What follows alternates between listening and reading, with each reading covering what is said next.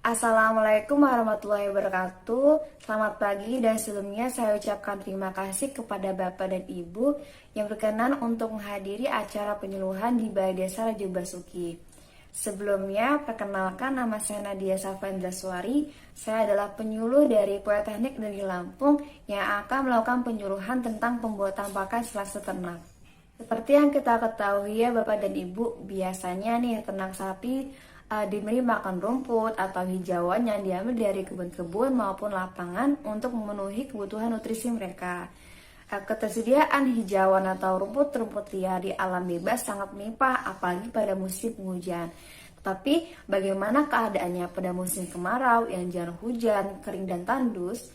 Tentu saja tidak sebanyak ketersediaannya pada musim penghujan.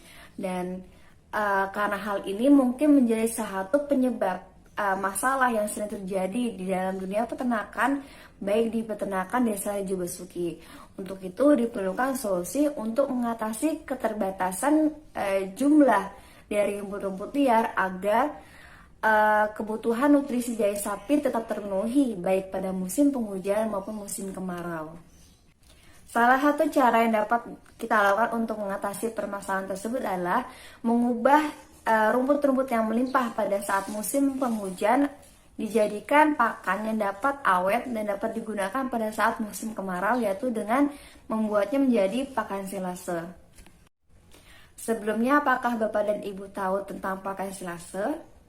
Jadi, silase adalah pakan yang berasal dari hijauan seperti jerami maupun rumput gajah yang diawetkan atau difermentasi dengan bakteri di dalam tempat yang kedap udara selama kurang lebih 3-4 minggu.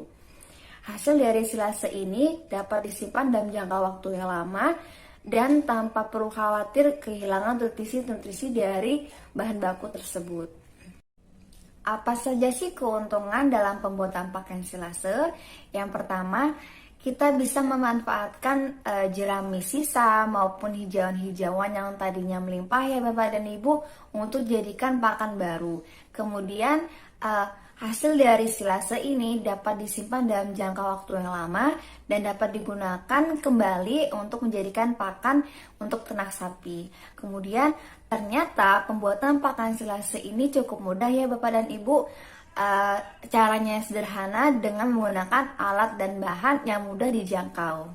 Apakah Bapak Ibu yang ada di sini tahu tentang pembuatan pakan silase? Jadi jika kita memiliki sekitar 100 kg dari jerami, maka bahan-bahan yang kita butuhkan antara lain molase sebanyak 5 liter. Molase sendiri ini adalah hasil limbah dari pembuatan gula tebu atau kita bisa mengganti dengan air gula merah. Kemudian kita membutuhkan 2 botol dari E4 warna kuning, bekatul sekitar 10 kg dan air secukupnya.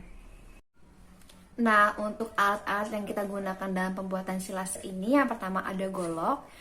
Fungsi dari golok ini sendiri adalah untuk memotong jerami menjadi potongan yang lebih kecil. Kemudian ada terpal.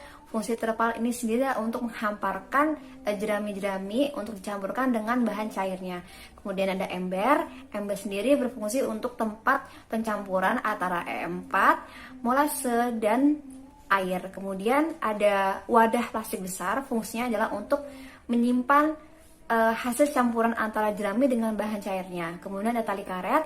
Fungsi tali karet sendiri adalah untuk menutup plastik tersebut agar kedap udara.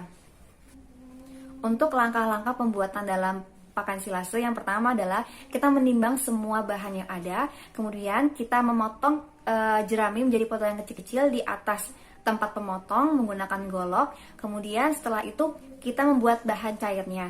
Cairan ini terdiri dari E4 sebanyak 2 liter, kemudian ada molase sebanyak 5 liter, dan air sebanyak kurang lebih 50 liter. Setelah campuran E4, molase, dan air jadi, kita percik-percikan di atas jerami. Lalu taburkan bekatul sebanyak 10 kg juga ditaburkan di atas jerami. Setelah semua bahan terkumpul, kita aduk merata hingga bahan-bahan tersebut tercampur. Setelah campuran bahan tersebut jadi, apabila kita merasa itu kurang basah, kita bisa menambahkan air secukupnya. Setelah itu, kita masukkan jerami tadi ke dalam plastik besar, pelan-pelan agar tidak ada udara yang masuk.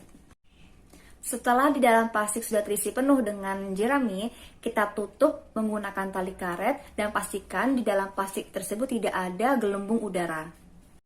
Setelah plastik tertutup rapat, simpan plastik yang berisi jerami di tempat yang tidak terkena sinar matahari dan diamkan selama kurang lebih 3 minggu.